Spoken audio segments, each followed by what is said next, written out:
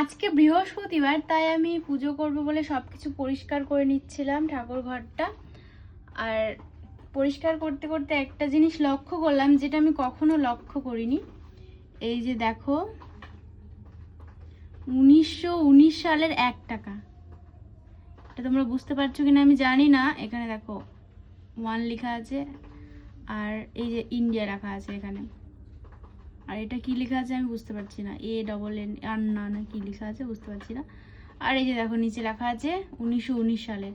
আর আরও একটা আছে, এই যে 1947 সালে। এটা আমি দেখেছিলাম, কিন্তু ওটা জানতাম না যে 1919 সালের টাকাও আমার বাড়িতে আছে।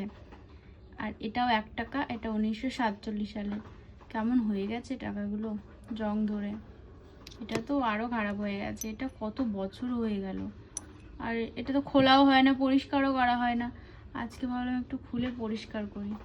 আর এটা লক্ষ্য করলাম যে এটা এত আগের টাকা আমার বাড়িতে আছে।